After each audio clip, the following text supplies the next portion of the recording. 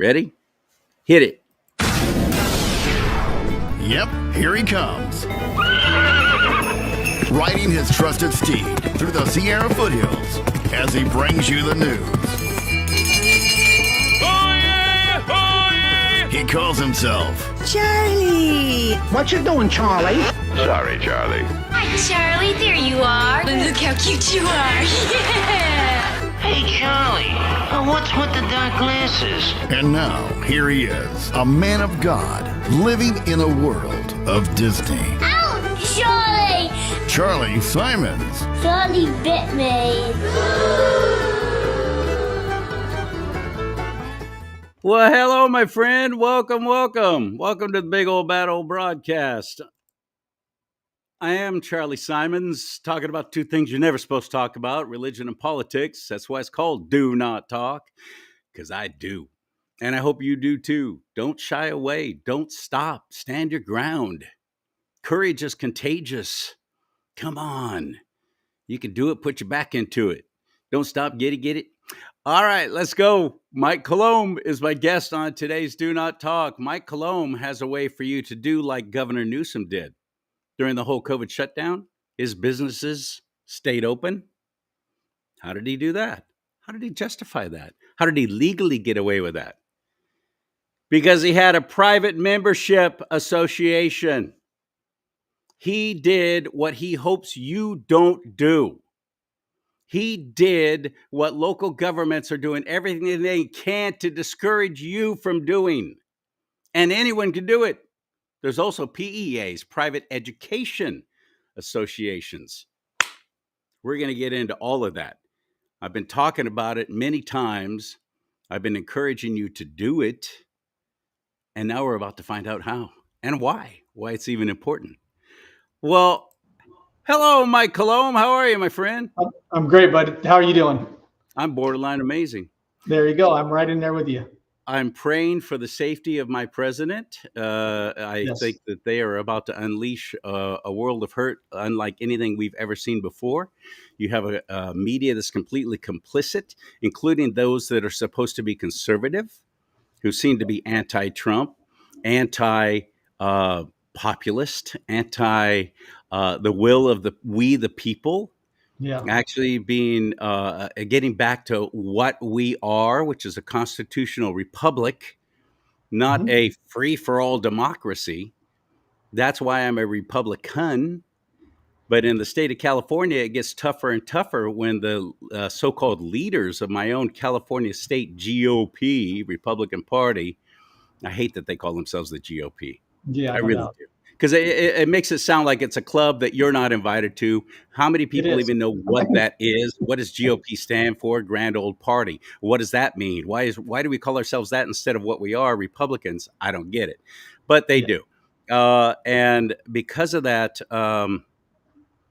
this state has been allowed to slide into the abyss. We're just seconds away from financial collapse. Over $70 billion in debt. And those are government numbers, Mike. I'm sure it's much worse. Yeah. What's going to happen when the state of California financially collapses? The fifth largest economy in the world, as they keep telling us.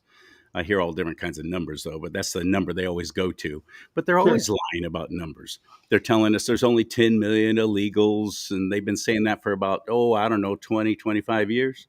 This is insane what's happening to my state. We've tried 2 different recalls of Governor Hairdo, and there's now a third one that is in the works. Interesting. That's good. I don't know if it's even worth it. Yeah, even if you get him out of office, if we still have the other boneheads in there, the lawmakers, then it's not going to be any better, right? We need to execute all of them, not execute them out of the office, right? Execute the division of our state from them to remove them from office. Thank you for qualifying that statement. Yeah, no doubt. So you are one of my heroes. You're one of the people who are saying, you know what, Republican, Democrat, Independent, decline to state, don't care. Yeah. We just want to get back to the basics of why don't you let us handle our business and our lives. We can do that, right? Yes, we can. Yes, we can. That's how Governor Hairdo stayed open during the COVID shutdown, wasn't it?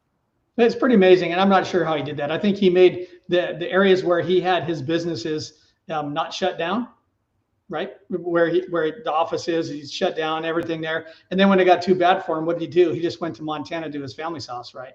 So he enjoyed COVID while it was shut down in California, in Montana, which was free Montana, right? So that's, I mean, how do you go through that as one of his supporters and not pick that up? Not see that? You're in your home in San Francisco or LA or wherever you're at, and you're shut down and you're his best supporter. And as soon as things get hairy and tight, his wife doesn't want to be here because she wants to go shopping. So they go to Montana. It's pretty simple, and that's what they did. And nobody sees it. Nobody believes it, understands it. Why would he do it? Well, we know why he did it. Just they don't. People on the left are so freaking brainwashed. Perfect example. You mentioned San Francisco, something that just happened this past election. John Garamendi, who's one of the biggest slugs in the Democrat Party, who has been living off the teat of off the public dole for decades, and really has done nothing. Just got reelected. He's 79 years old. Earlier this year, he was diagnosed with a rare blood cancer, and he got reelected. How did that happen? Dianne Feinstein died in office. Nancy Pelosi is 128, that crypt keeper. What the heck's going on with people on the left in the state of California, Mike? It's pretty sad. Well, then you get like Anthony Weiner making laws that are, bad. And when I travel and speak, I talk about how if you pay taxes in California, it's a sin. If you're a Christian or a believer, and you're paying taxes, they're doing exactly what you're not supposed to be doing. And it's to put your money, you're funding the garbage that they're promoting. And that's what you're doing. So most definitely. It's tough. Yeah. Remove so yourself. The answer, there's two answers as far as, well, three actually.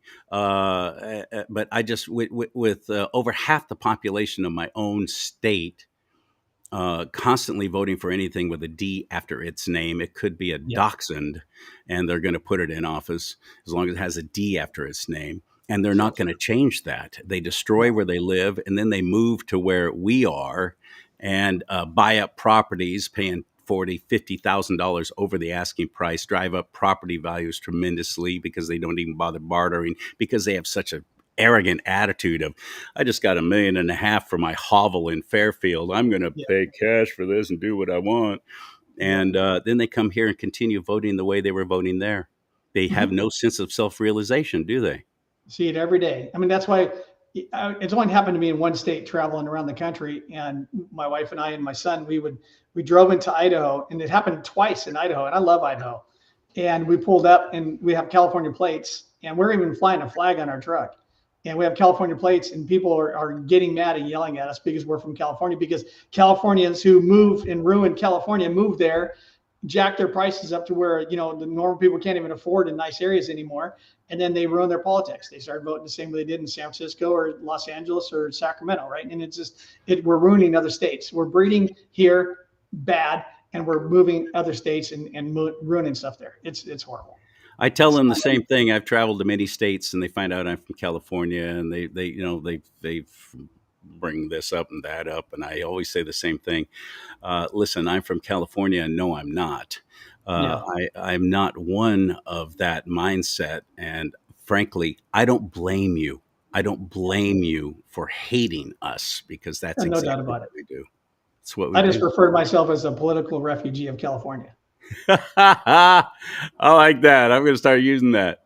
So since I don't see any light at the end of the tunnel of actually putting any kind of profound change in the state of California, at least not time in the future, because we just saw 4 years of complete tragedy, but yet people still kept voting for Democrats. Oh yeah, they will in California. So that's one thing. That's one possibility, but I don't see that light at the end of the tunnel. The other one is move. Yeah. Get out, like so many of my friends have. But the third one is, let's start taking care of ourselves and cutting the government out, period. You bet. And that's what you've done. We took back in the beginning of COVID. I mean, before that, Vanessa, my wife, asked me multiple times, hey, let's move out of California. Let's go to a different state. And she was telling me, and when primarily it was spurred by basically the vaccination things they were doing with kids, right? So she was in that movement and just brought all the stuff home. And I've got a bunch of kids and I've got a bunch of grandkids, and a lot of them live here in Nevada County or Placer County where I live today. And so we just, I always said no. And then as things got nastier, I said, okay. And that's why we traveled to Idaho. We traveled around the country. We ended up buying a big ranch in South Dakota. Came home, put our ranch up for sale. And then she came to me and said, hey, honey, I want to build a grocery store. And I'm thinking, okay, yeah, they need a grocery store in Belle Fourche is where we bought our property. And she goes, no, I mean here. And it's like, and I was retiring. I was done. We were going to get enough money from the sale of our ranch to go there and buy that one cash and just be done completely. And then she goes, no, I mean here. And it's like, it hit me. I wanted to retire. I was done contracting. And we had some words for a little bit, and obviously, she won. So we stayed, and we made a PMA for our business, our ranch, the Renegade Ranch Provisions Grocery Store. And that was the onset of everything. That's everything I do today is because of that one step we took, and God put us in that place and forced me kicking and screaming to do this. And I did. And then after I settled in and understood what it really was, changed my heart and my mind to do the things that we're doing today, then I accepted it and moved forward, and it's been a blessing since then. So has it worked? Successful. Has it worked? Do you have customers? Oh yeah, we actually took.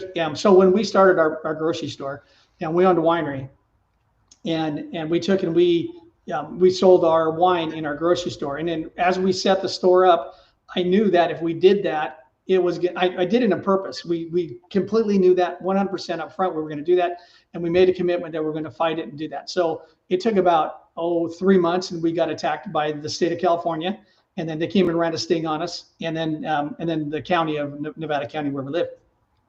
So it took us to court. I spent 2.5 years in court, and I beat them. And I can sell alcohol in my grocery store in California without an ABC license today, and that's a powerful statement. And the way that they do this is that they don't want you to use your Constitution or your freedom in the court system that they have, because it's all statutory, right? It's the bar, right? The bar is interesting. Our attorneys, the bar isn't even a United States thing. It's British, right? And these guys all belong to this club, and our whole government and our legal system is all ran by the bar. It's all different than what we really are. And you always hear, our democracy. Well, I'm sorry, we're a constitutional republic, right? And we're not a democracy, right? And you hear all the politicians all the time just saying that over and over and over and over and over. And then their sheep oh yeah, we're a democracy. And then they go look it up and see, oh yeah, we're supposed to be ran by them. Well, you're not. And they understand that. So during this process, they in court, I wrote an exclusion to get us out, to basically I went against all the things that they did. They didn't really service properly, all the things that they didn't do properly. I made notice of those, and then I also used 17 different Supreme Court cases that tell them that are Supreme Court cases that tell them I'm allowed to do the things I'm doing. And the judge asked the lady, and this is after about 2 years in court, almost 2.5 years in court, to get it to this point. And she goes, well, those are laws we don't use anymore. And I had to laugh at her in court. And it's like, who are you to say that you're more powerful in your opinion on what laws to use is supreme over a Supreme Court judge that made this law for us to be able to use?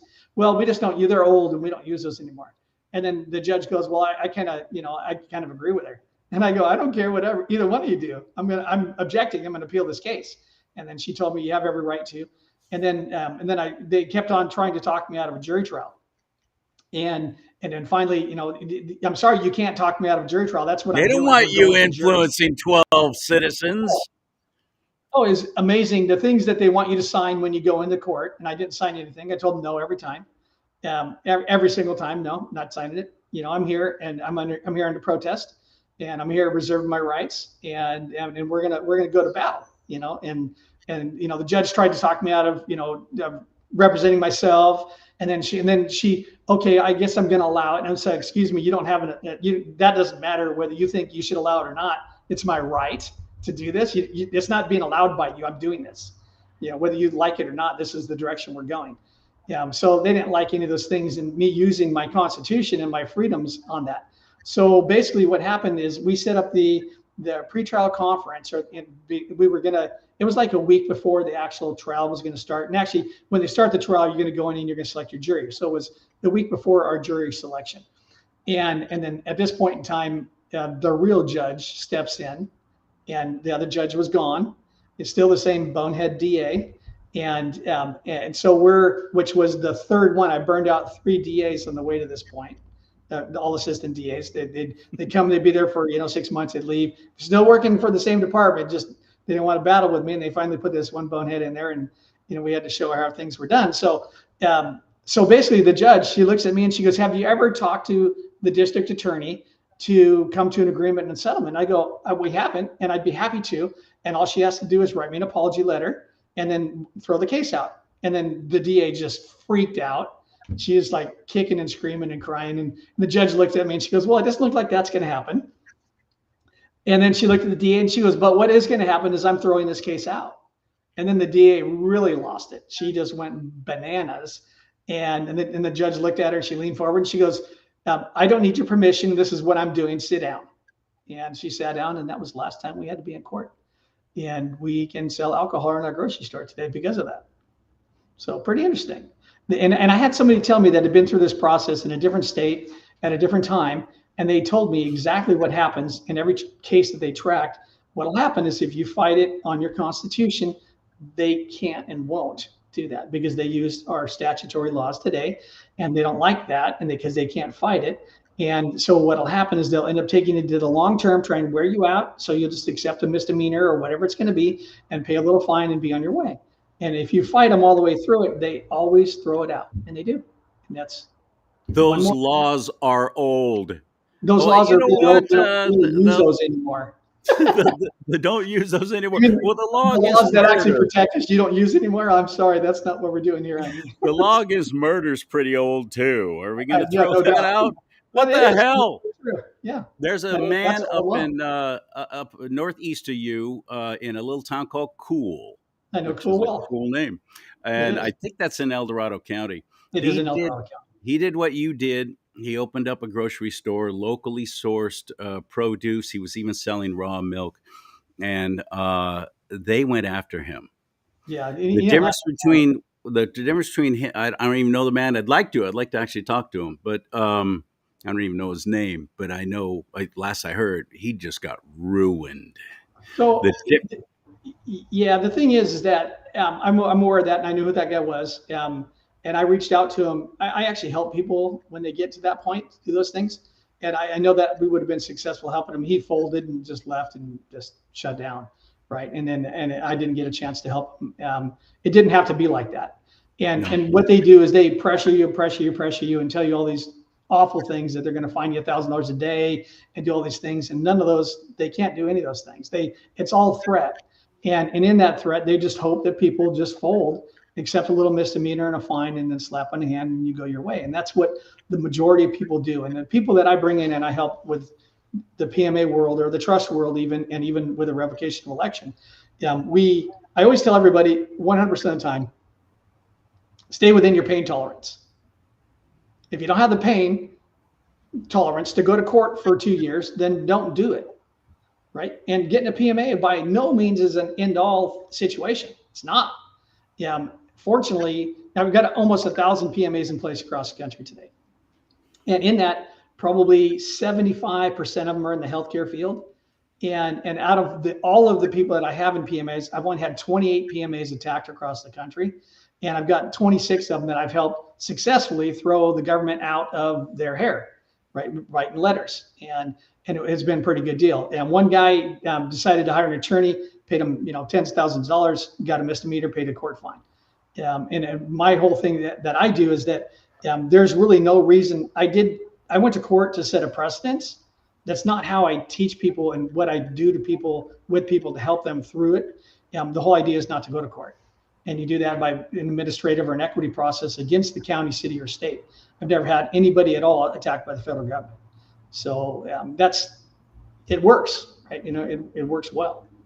I assume that the reason why the man in Cool, why his plan did not work was because he actually was renting a space in a little strip mall up there.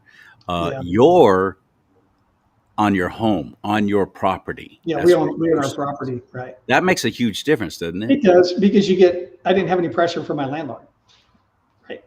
Hey, we own our place. My wife never complained to me because she's part of the deal, right? And so, yeah, and when you don't have pressure on the landlord, but effectively, if you have a lease and that lease doesn't specifically say what you're doing, and that you have to, some leases will say right in them, and a lot of them do, that you have to adhere to all the county regulations, right?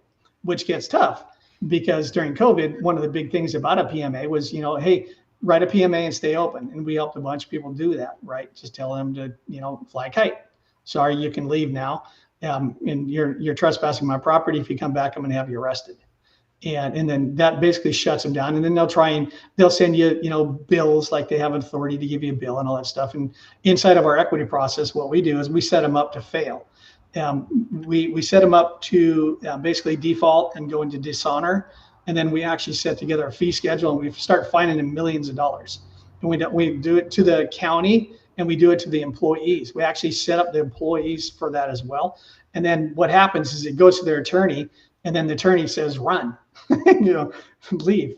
And I've only had one state agency attack anybody. Oh, no, I take that back. Just one state agency attack a healthcare field. The only healthcare professional we ever had attacked was a blood lab in Minnesota. And I wrote one letter to the state, and they left. Just like that, gone. And others are a little more persistent. It has to do a lot about, how much money they think they're going to get from you in the county. You find the counties and the cities they really believe that your money is theirs. And in the situation of a PMA, it's not. So. What does it fall? What's the benefit of just some little podcaster like me? Would it be worth it to me to start up a private membership association, or probably not. Are there tax benefits? Well, there's tax benefits. So it depends on how you're set up today. If you're an LLC or corporation, you're going to do what you're doing, but is a ministry, full-fledged ministry. And as a ministry, the PMAs that we write are churches. You're a church-based ministry. And yours would be a ministry, and you would pay no federal or state income tax in that at all. All the monies would be donations, and you would use those donations inside.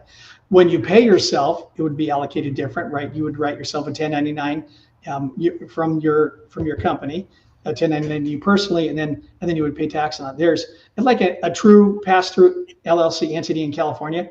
What happens is when you have that, it's a dual member LLC, and there's no tax ever paid from the LLC at all, period, until it gets paid out to a taxable entity, either an individual or another corporation or an LLC that's taxable, right? So that's how tax money flows. So the PMA, you can look at it as being the same thing. There's no tax inside of it, and there's no tax until it gets paid out to a taxable entity.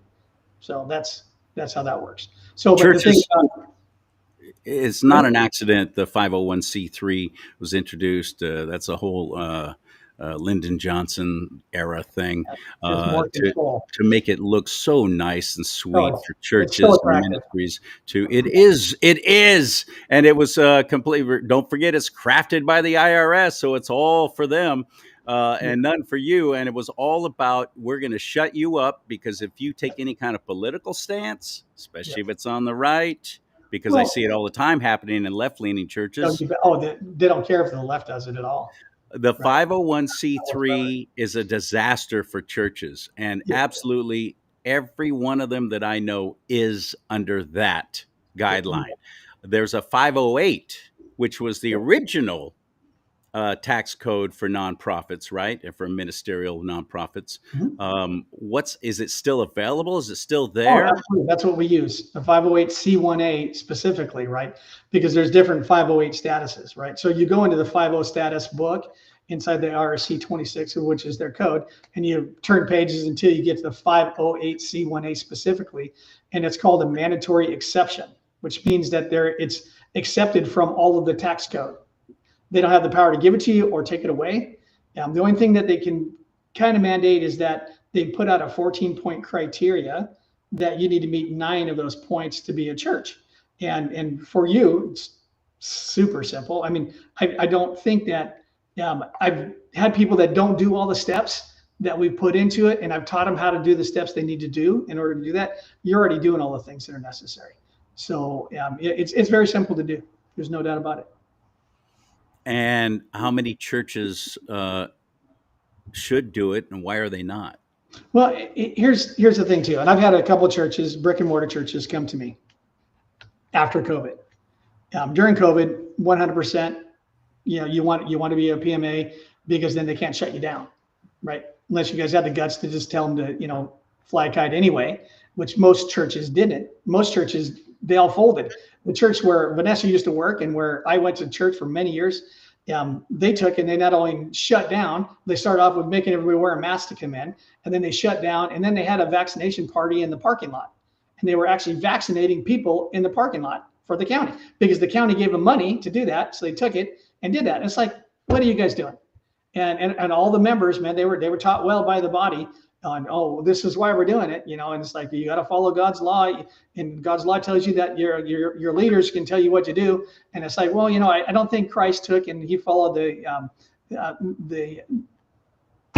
didn't follow the leadership of their time at all. He went against it 100%, told them what they were doing was wrong. They did, he was on them all the time. So he wouldn't have just followed this list, and you look at the word and that's what it tells you.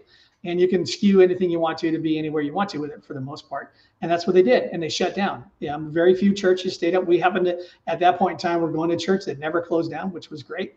But it was sad to see all of them close. So what happened, and back to your question, is that when in a private membership association in a non-COVID shutdown time, in order to operate correctly, everybody that comes to the door that's going to give you a penny has to sign your membership agreement, right? And that when a non-believer comes through the door and they got to sign a piece of paper saying they're being a member right up there, that's kind of cultish to them. It's kind of weird, and you're going to lose people off the street. You're going to lose that ministry opportunity for people coming off the street that weren't members there before. Your body, the people that are already members, aren't going to have an issue with it, but to gain new people, it's going to be more work to do that. So I've actually told a few of them and counseled them out of it. We're not in a time of shutdown right now. If we get shut down again, call me back and I'll help you. So that's, and I did churches like that for free during COVID to be able to keep them up and running. And today it's like, to do the church, it depends on what you're doing. I have churches set up in place that have PMAs, but they do them for specific avenues and areas. So one of the churches up in Oregon, they did it for their youth ministry and for their school. So they have a college there, and they have K through 4 years of college, and we set them up with a PMA to run that whole operation. And we did that during COVID, and they would have done it out of COVID still today. So it just depends. But to put a church in a PMA today, a brick and mortar church, right? Because a church isn't a brick and mortar. The church is the body, right? It's the people, right? So to put a brick and mortar into PMA today, it's kind of tough, and it depends on what you're really looking for with your membership. It's odd to me that anybody would discontinue going to a church because you signed a membership, because they become members of churches anyway. No, what I'm saying is that not the members that are there already. I'm talking about new people off the street. Gotcha. Right. If you're not saved yet, and you go into a church, and the first thing they tell you is you got to sign this document to come through the door, they're going to say bye-bye. Right. Yeah, I gotcha. So that's the tough part. I can see that, but it's just because they're not educated. I lived 3.5 years in Utah when I was working at a radio station out there, and no, I'm not LDS, so I'm looking for a bar, and there's plenty of them in Salt Lake, right?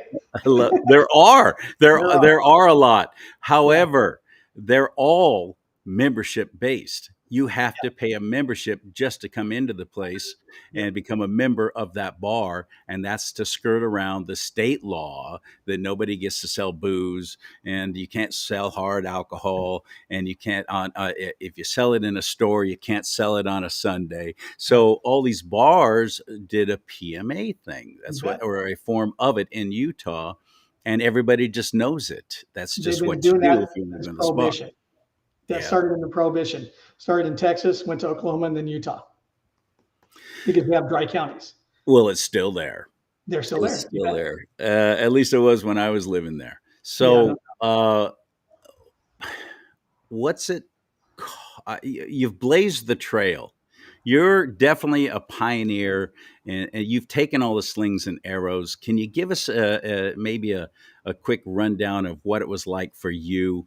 See, Mike's already gone through it, Mhm. and he knows what they do. He's fought back against it.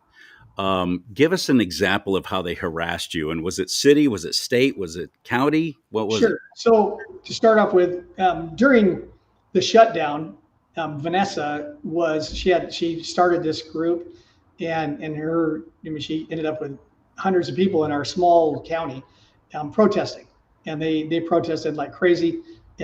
They protested the health official, and actually got to a point where they protested him enough to where he quit his job and moved. And they brought another one in, and they did the same thing to that one. He quit his job and ended up moving. And it took a long time to do that during the COVID period, but they were effective in their stuff that they did. And I even went to, well, I used to help set up all the stuff and, bring the audio stuff up for a protest. And they did one day at the county building. And what happened with the county, they were having a meeting talking about one of the things that was going to happen in town, another closure type structure. And everybody went inside. And at this point in time, I'm already traveling around a little bit doing some stuff. And everyone was asking me to talk. And it's like, if I get up there and talk, it's like, it's not going to go well for them. Because I'm, and it might not even go well for us because I'm not going to hold back. So I waited and waited and waited, and everybody went up and talked, and it was going, a little heated here and there. And then finally they bugged me enough. I said, okay, that's fine. I got up and started talking. And they had the health department official on there, the county health guy. And I asked him a question. And the head lady in the county, she interrupted me. And then she answered the question for him. And I said, no, I'm not talking to you. I'm asking him. And she interrupted me again. And she started talking. I said, excuse me, but you're now using my minutes. I get 3 minutes to talk, and you're taking my minutes. You need to sit down and be quiet. And she didn't like that. So she threw a little fit. And I go, you're still taking my time. And so I'm asking the health official again. And then she said something else. And I just told her to sit down and shut up. And I said, you're done talking. It's my turn. You're interrupting me. That's rude. You need to sit down and shut up. And she blew it. She threw her book on the floor, ran into the back room. You could hear her cussing and throwing stuff in the back room. And then they shut down the ability for us to go in the courthouse or into that room anymore for the duration of COVID. They never let anybody back in the county room. Shut it down. They went to offline because it was too disruptive. And we couldn't even input or do anything with it. So it was a skewed, irrational event that happened that way by our county. So 2 days after Vanessa opened her grocery store, they knew our grocery store was coming in effect. And then we had, we already had that in place. So 2 days afterwards, these 3 people from the county show up. I'm in the Bay Area working. Vanessa and one of her friends was here. And the county shows up with one of the health department officials and 2 people from the code enforcement. And they get to the door, and Vanessa's busy working. There's people in there. And the lady says, excuse me, I need to talk to you. And Vanessa looked at her, she said, I don't need to talk to you. And she goes, no, who are you? And then she said who she was. And then she said, yeah, I don't need to talk to you. I don't have time to talk to you. And then the lady bugged her a little bit more. She goes, if you want to join a membership, I'll talk to you. I'll have time for you. And then the lady started saying stuff. And the county guys tried walking into the store, and they walked over and they blocked him from coming in. They wanted to come in and just peek around to see what they could do. So she blocked him to the store and told him to leave. And then the lady said, I don't have to leave. And then she told Vanessa she needed to sign a cease and desist. And Vanessa told him, no, I'm not doing that. In fact, I'm now giving you official notice. I'm kicking you off my property. If you don't leave, I'm going to call the sheriff. So within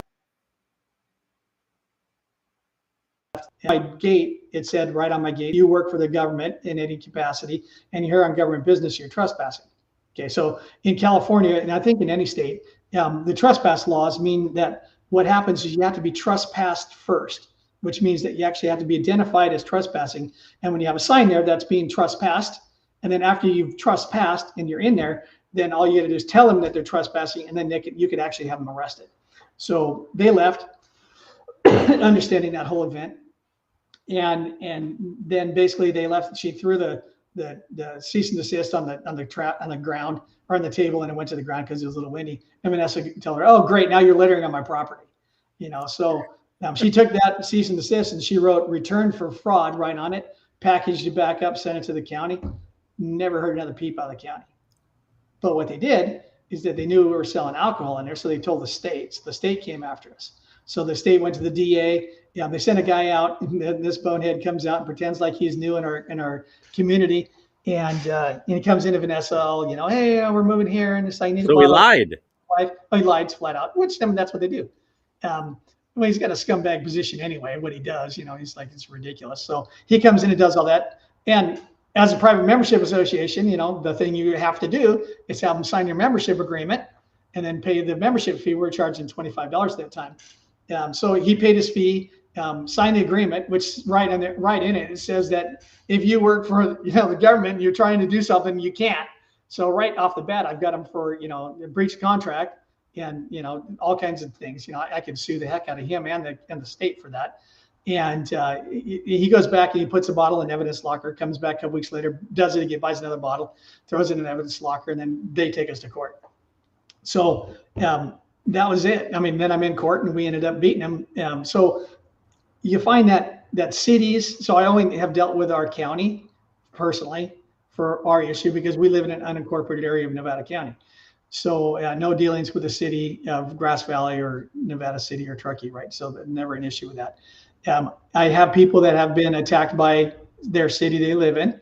And it's really amazing. Today, I find more pressure on people trying to run Airbnbs than ever before. And it's disappointing. And you read some of the letters that these guys write to the owners of the property, and they really think it's their property. They really think it's their house and that they're entitled to money because you're making money on it. And or you can't do it because they don't allow it in that area. But it's more about they attack harder when you're doing it in an area they allow it because they want that money. And they don't really care about shutting you down. For the most part, they want the money to do that. So and it's pretty sad, but we've been effective, really good with that and helping people being able to have their Airbnb still running and throwing the county out or the city. It's been a both. Pretty interesting. City and county people they're like making a commission off of the taxes they're going to collect or something. That seems to be the attitude. They actually have people in the county that work for code enforcement in the county, and they go online and they go into Airbnb and they go to all the other ones where they're rentals online, and they research them. They see anything that's in their address. They look at them. They start looking at them, and they see if they're in the book. Oh, they're not here. Attack. Oh, this one's here. Oh, they paid us. They're fine. No, that one paid us. They're fine. Oh, attack. And that's how they look at it, is like it's their money. So they actually have people proactively looking for people like that. It's ridiculous. It is. It's sad. And the way you do this is through the private membership association by removing the ability for them to be able to be in the same jurisdiction as you in the private, because when we're in the private, we're not in the public.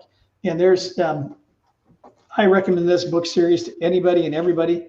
And it's a great book. I don't know if you can see all that, and it comes out straight. It is an amazing book, and here you go. What's it called? It's called the Common Law Handbook. Your camera's on mirror mode. So common law handbook. Common Law Handbook for jurors, sheriffs, bailiffs, and justices. And it's put out by the National Liberty Alliance. And you go onto Amazon. And you just look up that one. It'll pull up all three. Buy them. They're amazing. You should. It should be part of your thing. You should be looking at it all the time. And I have actually. This copy is a basic marked up copy too.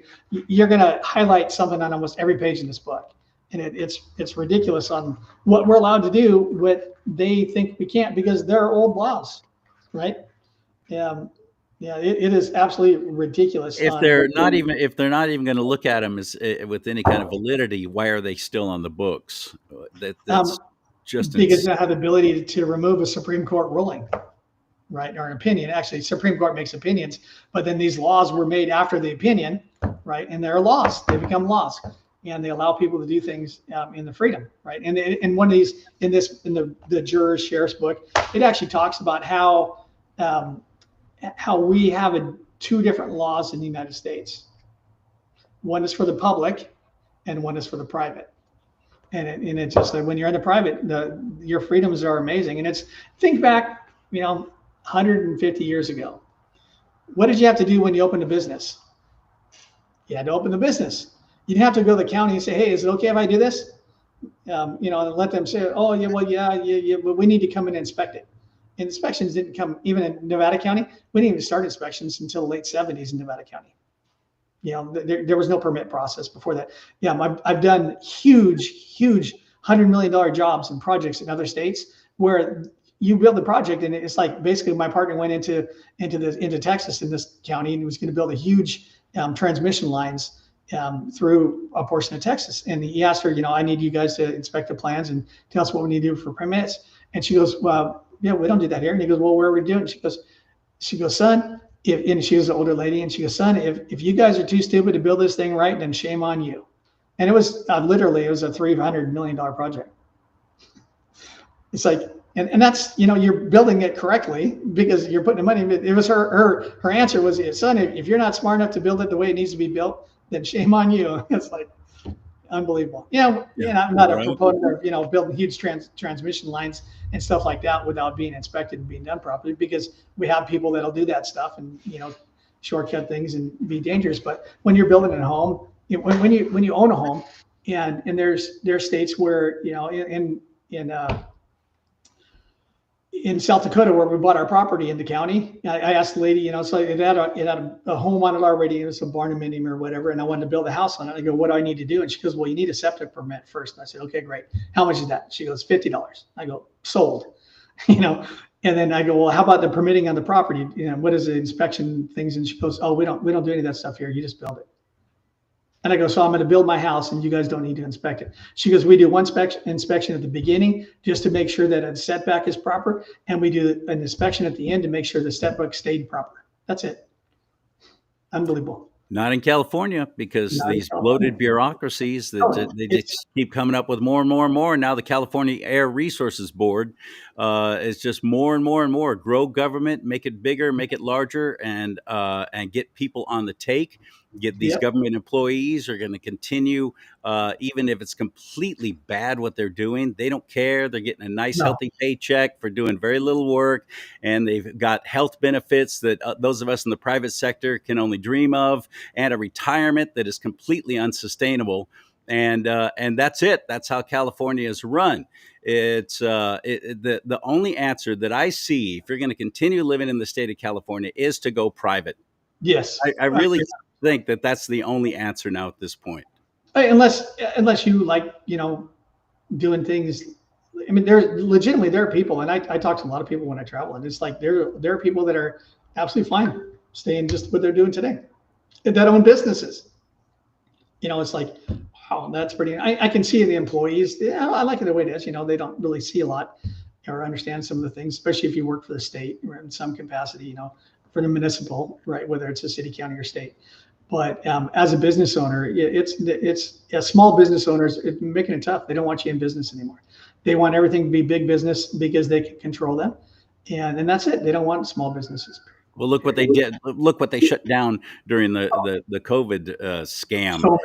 It was all the mom and pops. It was all the locally owned. They were not deemed essential. Yeah, right. Who got to stay open? Well, and that's what I taught people when they were closing, guys, it's like, why are you closing? Well, because we were deemed non-essential. It's like, who gave them the power to deem you non-essential? Isn't it essential that you have a paycheck every week or every month, or, you have money coming in every day? That's essential. They are no authority to tell you that you're non-essential, period.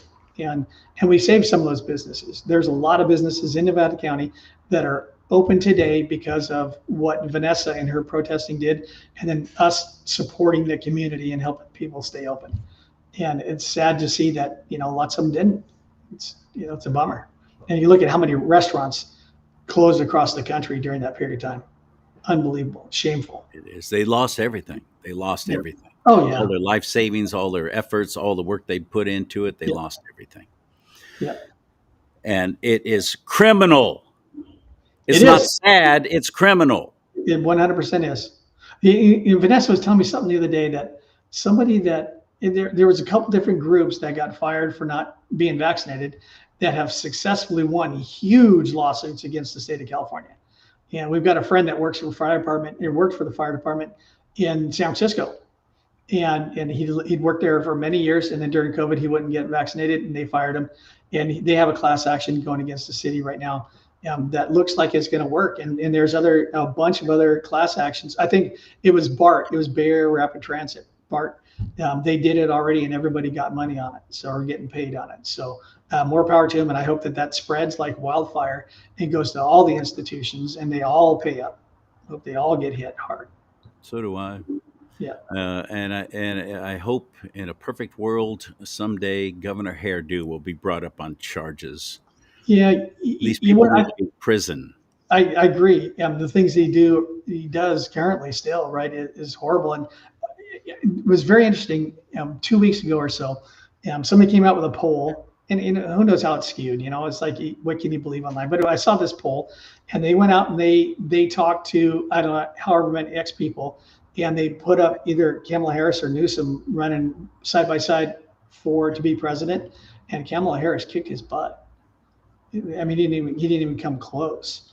And whether that was skewed or lie or made up, or I don't know, but the fact of the matter is, which is pretty cool to see that, how bad she did and how bad maybe he would have done. Or because, the last couple of years, we've been talking about, they're going to throw Newsom in that pot, and they're going to promote Newsom. That's what he's kind of gearing for. Quite honestly, I think Trump goes out there and kicks some butt. We already saw the whole country shift a little bit. Nevada County shifted back to red. Right. And now it's our job to start throwing some of these boneheads out of office, right, and bring it back to red completely. But the vote shifted red for the elections. And now we need to do that for the state. The state can happen. It happened nationally. Let's do it on the state and start making those changes, And if we can get, Trump to just tear stuff up, right, during this period of time, and then maybe have JD come in for 8 right after him. Oh, boy, what kind of change will we have in our country with that? It would be extraordinary. It would be extraordinary. That's a great word for that. How protected am I legally if I were in a private membership association, if I started that one up? Sure. So legally, the way you operate a PMA legally is to keep you open, right? That's one of the strengths of the PMA.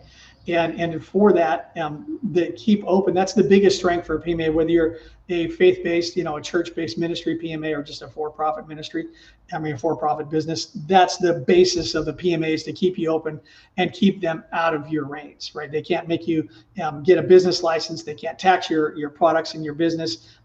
All those things that's the strong point of those.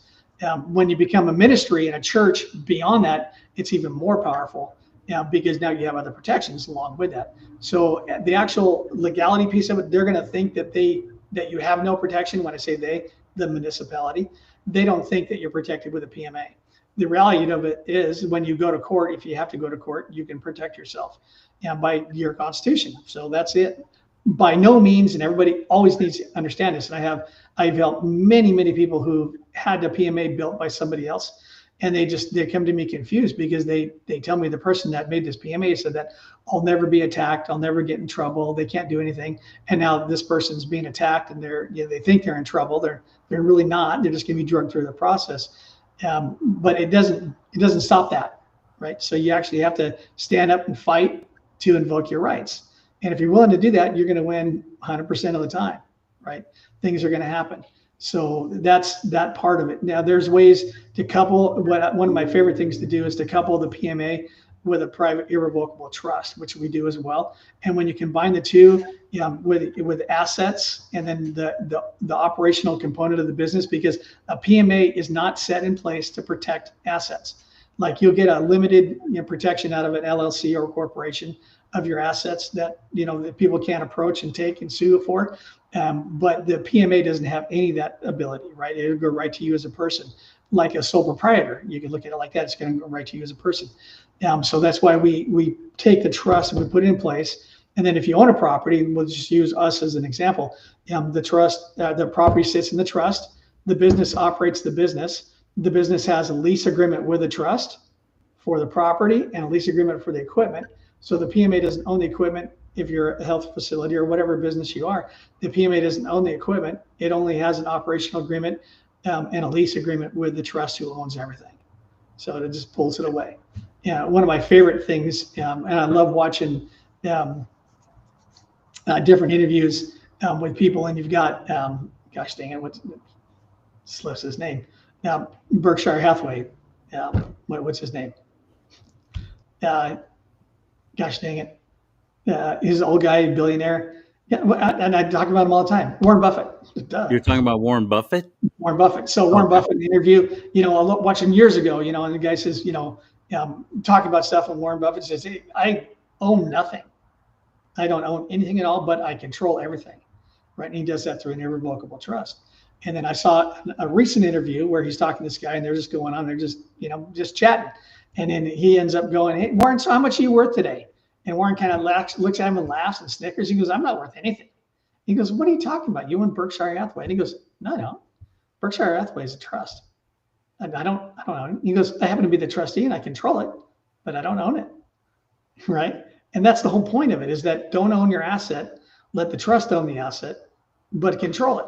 And when you throw it in the trust and it's owned by that asset, by the trust entity, nobody can take it from you. They can't touch it. It's there. It's set up. It's done.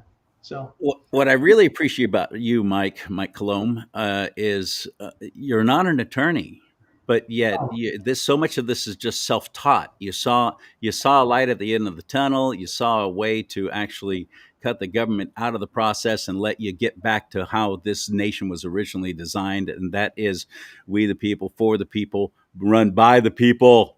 There you go. Yep. And you have taken the slings and arrows, and now you're teaching others on how to do it and how to do it well. What's the difference between a private membership association and these people who go online and get their ministerial degree and say, okay, I'm a nonprofit now?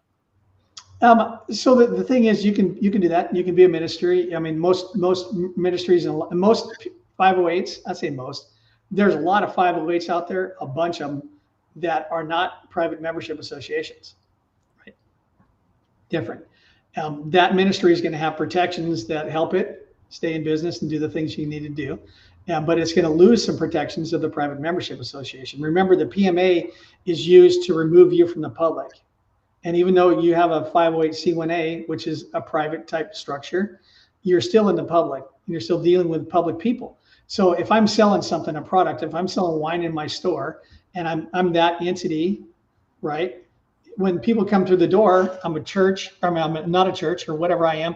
I'm using the 508. First of all, the 508c1a can only be adopted by a church, period. Okay, so I'm a church and I'm selling alcohol to other church members or other people coming off the street. If I don't have a signed document, I'm not protected because I'm not allowed to sell alcohol. And it tells you right in the code in California, you can't sell to the public. And that was one of the things that I told them too. It's like, guys, I'm not the public. My business is not the public. Your law says I can't sell to the public, period. And when I bring them into my association, I'm not public, they're not public, we're private. And we operate in a different domain than you guys reside. You can stay in your public piece over there, we're in the private, two separate things. And we can go in and out, which is really cool. Inside of PMA, you go in and out of the public anytime you want and then operate. But when you operate inside your business and you're selling stuff to people that are going to be members, they have to be members. You have to always remember that. That's very important. There's a gentleman who has several barbershops who, during the COVID shutdown, he stayed open and he got attacked and he found out about the PMA thing. And he went that route. He can't even call his businesses barbershops anymore. And he cannot put up any kind of signage. He can't have a barber pole out front, but that's because he doesn't own the properties. He's renting. He's got spaces, right? And they have just done everything they can to completely ruin his life, including dragging him into court over and over and over again. And I hate it. I've had him on the show a couple of times. I just hate what they've been doing to him. And he's tough. He just keeps going, but they've made it hell for him. It sounds like if you have your own property, it's going to really help for this kind of thing, depending on what your business is. And it can be anything. You could literally be an artist. Yeah, so 100%. And if he owned that property, then he can keep his pole up. He can still say he's a barber. Those are, the thing is, when you get into statutory for schools, they really believe they own that word school, preschool, school. They believe they own those. Doctor, they think they own that word too. All these things that they own, They can tell you that you can't use those things, and they'll come after you hard. You can probably fight it in court and win, but it's just a battle, right? You remember, stay within your pain tolerance. If you don't want to play around with that, don't do it. So that's what effectively allows. And one of my favorite stories, there's this guy, and he's an MD, and he's probably in his late 80s now. Early late 80s, somewhere in that neighborhood. And when he operated, he had his business open, and he owned his property, and people would come to the door, and he did this for years. And then the medical board came to him and said, "Oh, I'm sorry, we found out you're doing these types of practices." And he said, "Yeah, I'm doing it." It's like, well, they're not in this box, right? Because your license says you're this. And if you want to do this, if you want to go outside the box, you need a new license, and we can put you in the next box, right? But they want to contain you and have you in these boxes. And he said, "Okay, sure, fine, no worries." So they left, and then he took his office and he split it in half, and he built a wall right down the middle of his office, put another door in, an entry door, and he really did this. He put another entry door on the other side, and then he had a door in the middle of his office to go from one to the other without having to go outside. And people would come in, and then he'd tell them, as the MD, he's got his MD thing on his, his little name thing and stuff on the wall, and they would, say, "Yeah, well, this is what's wrong," and then he would look at him, do these things. He goes, "Well, this is what you need to do," and then he said, "Okay, well, do it." And he goes, "Well, I can't, but the guy next door can do that for you." And he'd say, "Okay, all right." So he would make an appointment, just call it, make an appointment. So the guy would make an appointment, and then the guy would walk out. He'd walk around. The doctor would take off his white coat, walk through the other office, come in there. He'd come in the other office to the assistant there, come in, and he goes, "What's going on?" He goes, "Oh, as a doctor, I can't do that over there, but I can do it over here, not as a doctor." And he had two legitimate businesses. He ran them for years, and he thrived on both sides. And they couldn't touch him because he was a PA on the other side. I did not say the other gentleman's name, but I believe I can say this other name because he actually ran for office, and that's Dr. Michael Huang. I know Michael well. I hate what they did to him. They did. They ruined him. They destroyed him. The medical profession, the county, city, state, everyone went after him because he was prescribing ivermectin, hydroxychloroquine, all the things that were actually curing and even preventing you from they go back getting. today and admit it. Say it again. Well, he was writing exemptions as well. He did a lot of those For vaccines. That's right. Yep. And I counseled him and worked with him up front before all that went down completely. And he was just scared. They already had so much pressure on him, so he kind of went their direction, and which is a shame because I could have helped him, and he could still be doing the things he was doing then. So. Yeah, he went that direction, and I don't blame him. And there is a lot of pressure. There's big things. You losing your license. I have doctors. So as PMAs, I have brain surgeons. I have surgery centers. I have MDs. I have pediatricians. I have every doctor you can imagine. I have every single healthcare professional system that you could possibly imagine as PMAs all over the country. I have doctors that got a PMA and threw their license away because they're tired of dealing with the medical board and tired of dealing with the state. They just threw it away complete. I counsel not to do that. Keep your license until they take it from you, but because you worked for it. But the thing is that as a doctor, you don't need a license to practice anywhere in any state in the country in your profession. You don't need a license to practice your profession, period. And then it comes right out of this book right here will tell you that you don't need a license. What was once needed a license, you don't need a license in the private, period. And there are doctors all over the country operating today, and non-doctors and people in the healthcare profession without a license. And you can do it. You don't need one. And when they come at you, they can't. And that's what this doctor did. He had his medical professional MD license here, and over here and right next door, he had his private membership association. And that's. And you and I both know very well somebody who did exactly that. In fact, we were at her party this past weekend. That's where I saw you. I didn't get to talk to you while I was there, though. But I've been wanting to get you on the show for so long, and I'm glad. I appreciate it very much. If more and more people actually went this route and divorced themselves from the bureaucracy of state and county and city government and took control of their own lives, if more of us did that, we'd be numbers too big to ignore. But so many people, like you said, are complacent, and they're like, well, I don't want to rock the boat. I don't want anybody saying anything bad about me. I don't want to get any nasty letters in the mail or emails or phone calls. So they quit and they Yep. just comply. How do we win against that? But with numbers, powers in numbers, right? Right. Get a lot of numbers. And there's a lot more PMAs today than there were, 4 years ago when I started doing this. Fortunately, that's great. But we need 1 million PMAs out there. At one point or another, there's like 13 or 15 million, businesses across the country, or maybe it's 30. So I forget the number. I had it at one point in time. But we need 1 million of them as PMAs. And when we have 1 million PMAs across the country, then the cities and counties and states are understanding, hey, we're not messing around. This isn't just a movement. This is what we're doing. And we don't need your permission to do it. And that's where it's at. We don't need that. We don't have to ask, oh, can I be a PMA? No. So I'll tell you a little story. Remember when Hillary Clinton, when they stole the election from Bernie Sanders on the DNC, right? Remember when that happened? 2016, yeah.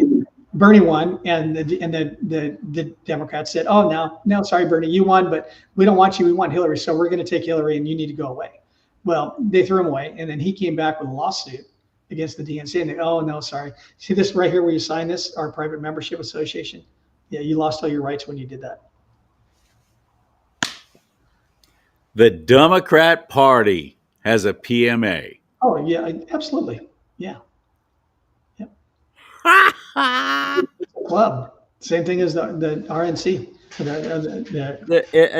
That's such a classic example of what's good for me is not good for thee. Mhm.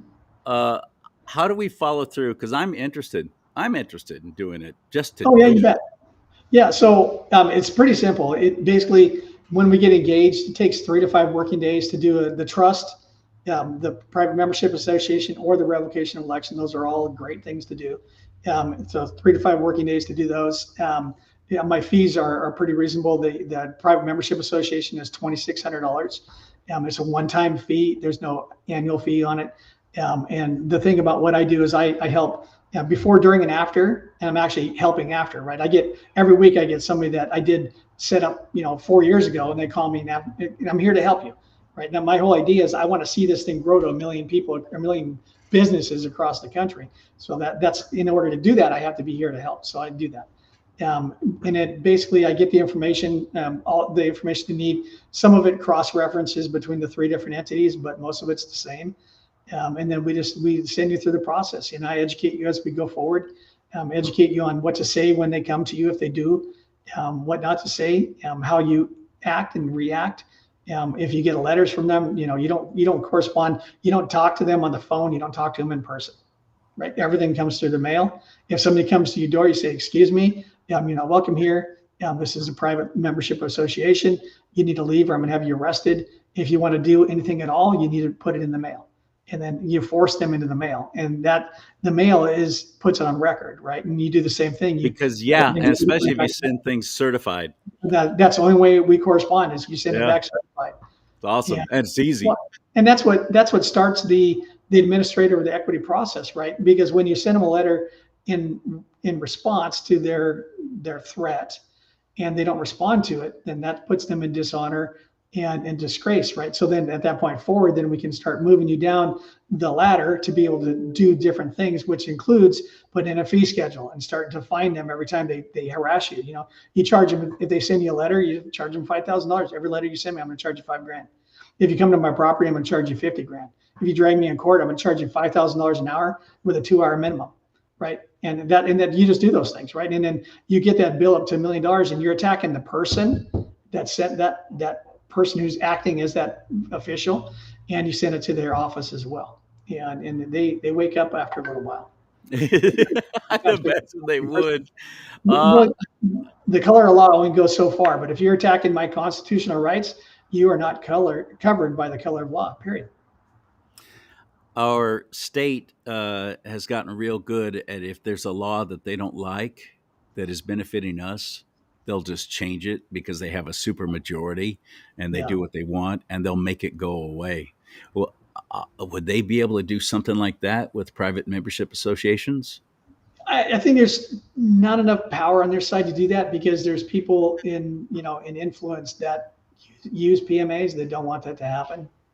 The thing is, it gets tough because it's a constitutional piece. It's not something that the state allowed you or told you could or couldn't do. It's constitutional. That's what I was going to ask. Is this protected by federal under the Constitution? Based. You bet. Okay. So and what's cool is in the states all have their state constitution too, but in some states they actually benefit you for some of the things you may end up doing in a state compared to the federal, and you could use that, but they can't supersede anything that's in the federal. So they can't say, you can't do this, right? And one of the things I'm excited about is, Trump says, I'm going to make, if you have a CCW in one state, it's going to be good in all states. I know, isn't that awesome? Right. Yeah, it's like it was a joke. I can remember when at one point in time, San Francisco said, it doesn't matter if you have a CCW or not, you can't come to San Francisco with your gun. Well, baloney, of course I can. You happen to reside in California. And I've got a CCW that includes California. And in my federal thing, it doesn't say that, like a courthouse, you're not listed on there. San Francisco isn't listed on there as an exclusion to my CCW. So we beat them. We fought them and beat them and won. And that's how we go. There you go. That's awesome, bud. Right on. Gun owners of California. Sam Paredes is the one that trained me when I got my permit. Extraordinary gentleman. Great, brilliant mind.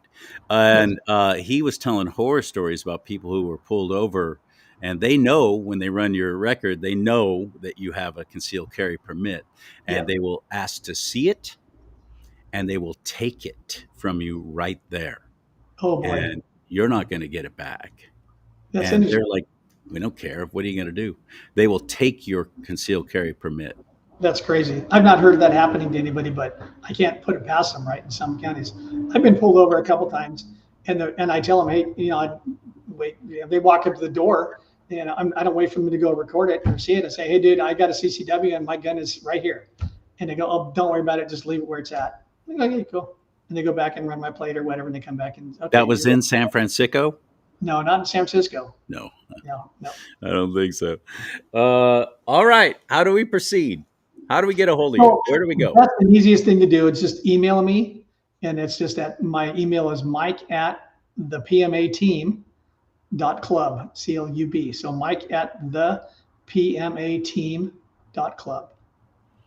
And it's simple. You just email me and I respond to it, and I send you information to educate you, and I'll help you go through that point. So typically what we do is when you reach out, you send me the email, then I take and I respond with a bunch of documents for whatever avenue you want to go, whether you want a trust, a PMA, or an ROE.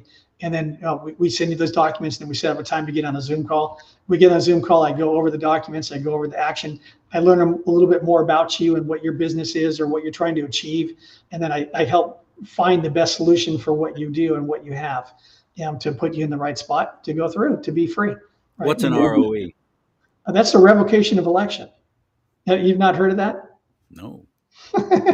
So this is an amazing one. So basically the trust is a non-taxable, non-reportable trust, and it helps you not pay capital gains tax on properties because you don't sell them. You put them in the trust, and even if you sell a property, the money's in the trust and it doesn't get taxed.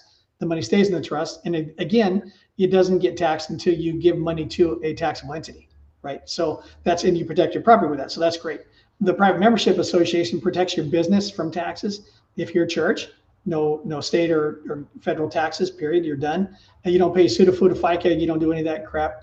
No payroll. Your employees become 1099 if you want to. You can keep them as W-2 if you want to as well. And then the ROE, the revocation of election. So inside of the IRC 26 handbook, which is their code, and when you look at it, you can see that, and it actually tells you this, that when you made the election, when you first filled out the first 1040 that you did and turned in, before that point, you weren't a taxpayer. You elected to become a taxpayer, and you did that through the 1040. So the employer took your money away from you that you earned, put it in a little pot, sent it to the Fed and to the state, and then at the end of the year, they give you this ability to get your money back at the beginning of next year with a W-2. You get your W-2, and then you file that 1040 to get your little pittance back. And that was the election. That's how they got you. They elected to pay taxes. What can you tell us about the legalities when it comes to the Constitution and the income tax Sure. that was put on us about 100-something years ago. There's a great video by a guy who was a movie producer, made a few different movies, and he went to battle with that whole notion of, show me where it says we need to pay taxes. And when you talk to them CPAs, oh yeah, no, there's a spot that, well, show it to me. No, they can't show it. So you go to IRS. There's actually verbiage that says you have to pay taxes. Show it to me. Oh, and they can't find it. This guy actually went to the director of the IRS and said, hey, I want an appointment with you, and I want you to show me where, it says that we need to pay taxes. And he set up an appointment with this guy, and then he basically canceled on him, never showed up. I've written letters to our lawmakers, both the representatives and the congressmen, the senators, and nobody can show you. Nobody has. Oh yeah, no, there's spots, and they'll tell you, the ones that actually bother to return a letter, which not 2% might do it. And they'll say, oh yeah, there's spots in the in the code that says that where you need to pay taxes. Well, there's not. In the Constitution, no, there's not. Nobody can do it. Nobody can tell you where it's from, why it's there. Then they'll go, oh, it's the 13th Amendment. Well, the 13th Amendment, if you really research it, was never ratified, right? And there's proof that it was never ratified. A number of states never ratified the 13th Amendment. It is not they went on Christmas vacation, on Christmas break, and when they came back, they said it was ratified and they lied, and everybody just kind of accepted it. It never got ratified. And there's proof that it hasn't. So what we do with the revocation in contract law, we're allowed to rescind any contract we've ever made, right? So what happens before you put in that 1040, you were not a taxpayer. So what we do is we go back and we rescind that election. So we take away that election ability. That thing is gone. We rescind it. So that being said, it doesn't really, in their mind, when you fill out that 1040 and you put it in, you're not guaranteeing that you're going to pay taxes. You're guaranteed that you're going to file a report. That's what that's for. So, and that's how they get you in trouble, is by not filing the report and or lying on the report, right? So those two things. The tax part of it, they don't have control of, but they have control because you filed at 1040. So we rescind that election to file. And if we don't file, guess what? There's no tax. If you don't file, you don't know. So we take away the ability for them to make us file. And now we don't file and we don't know. And that's what that signature is every year. That signature is saying, okay, you're giving us permission to do it again. Exactly. Right. So, and it's kind of funny because also in the IRS book and the thing, it actually talks about the money that you pay them as a gift. It's a gift. It's a gift. And if you look at the bottom of the IRS form on the 1040, there's a spot for it, and a numbered spot and a line item that says, how much do you want to give us? Yeah, I see that. And every time I hear these Hollywood celebs talking about we need to pay more taxes, need to take care of everybody. You put in that box to 35, right? You can check that. You can give all you want, Bubba. Check Stop 35, telling me I have to chime in with your little thing to rescue pedophiles and to pay for their legal defense. Yeah. It's insane. It's very demonic, actually, I think. Yeah. And speaking of which, I've had Christians, when I've had this discussion about income tax, they've said, well, Jesus said, pay Caesar, render unto Caesar what is Caesar's. And you're doing that through your sales tax, aren't you? Oh, absolutely. But that income tax is not constitutional and should have never been implemented, should have never happened. Right. It's not right. It's not. Yep. Go ahead. No, I'm agreeing with you. Yeah, it's not right. It's wrong.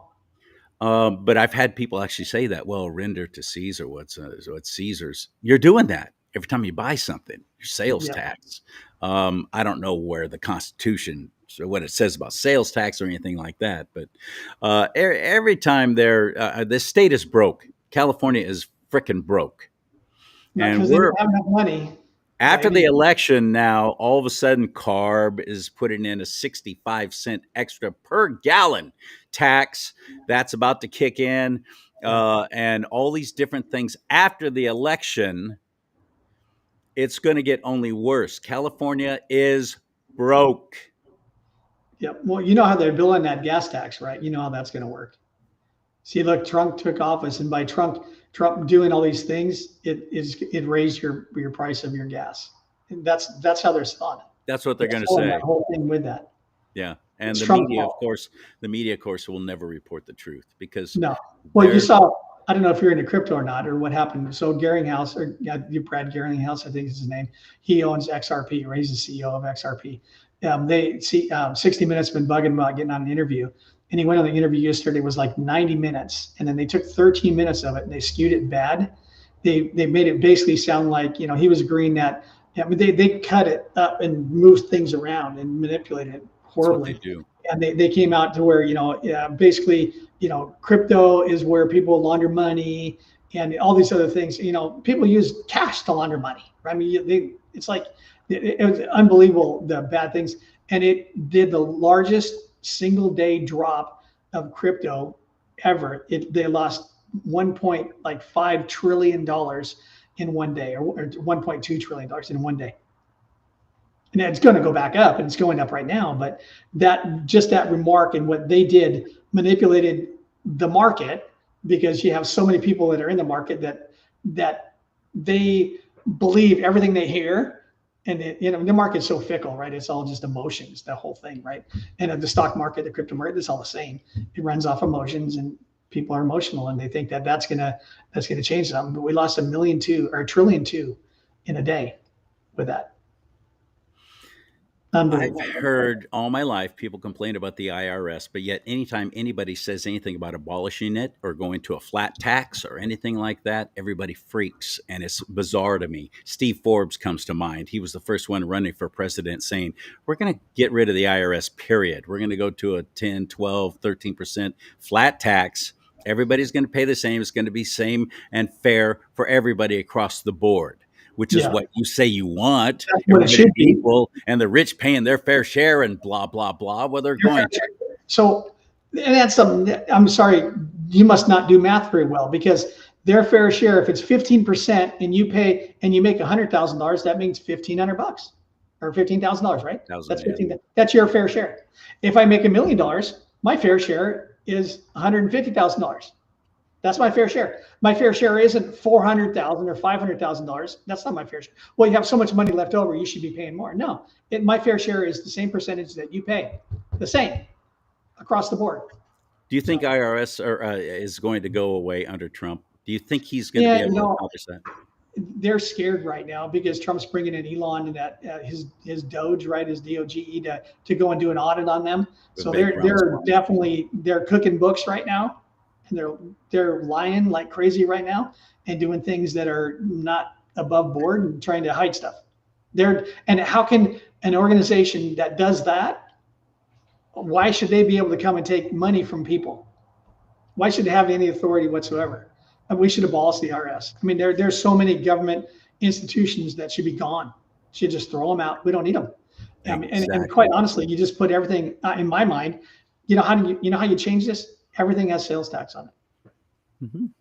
Put everything in a sales tax. You know how much money they would generate if they just made it a sales tax piece, period. Just let it be sales tax. When you buy stuff, guess what happens when you buy stuff? You're putting money in the economy. Make it a sales tax, pay that sales tax. That money goes to the Fed. The leftover for the county stays in the county. Let it be done. The business benefits, the government benefits, and we benefit by having a plethora of products to choose from. The amount of money that would come into the economy if that happened would be unbelievable. We would thrive so much. And see, the deep state, they don't want that, right? They have Rothschild, all those groups. They don't want any of that stuff. None, because it takes their control away. And all those families that are running the countries, not only ours but all the rest of the world, they don't want it. They don't want that to happen.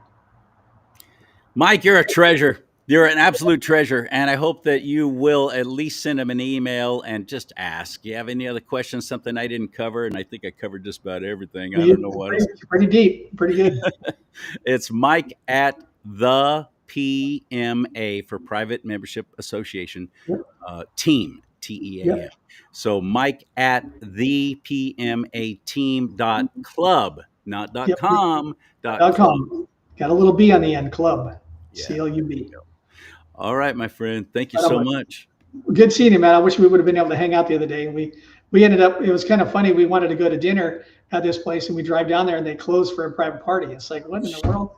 And we ended up driving around the world, ended up in Nevada City to eat. And it's like, it was kind of crazy, but we had a good time. It was so good. Good. Fun party. All right, nice seeing you. I will talk to you soon. You have a great day. And you want to help this show, you can do that several ways. One is talk about supporting businesses, especially a great patriot like Mike Lindell. You purchase products, but you use my middle name as a promo code. You can save up to 75% off, and they're all American-made products, which is very important to me, at mypillow.com/Lee. mypillow.com/LEE will take you right to the page that's got all kinds of specials just with my middle name as your promo code already in the URL there, mypillow.com/Lee. From there, you can shop around the rest of the store, but at checkout, put in Lee when they ask you for the promo code, and you'll be shocked by the savings. And they share half of whatever they make off of your purchase with me. So that would be a tremendous way to help the show. Another one is through Venmo.com/DoNotTalk if you want to help directly support this show. And I sure would appreciate it. Frankly, things have fallen off when it comes to any kind of financial support for the show. So $20, whatever you could do would be great. Pray about it. Think about it. And this is a ministry. Mike's right. This is a ministry. God's in the middle of it all. Venmo.com/DoNotTalk. May God bless you and keep you. May God bless America, but most importantly, America bless God.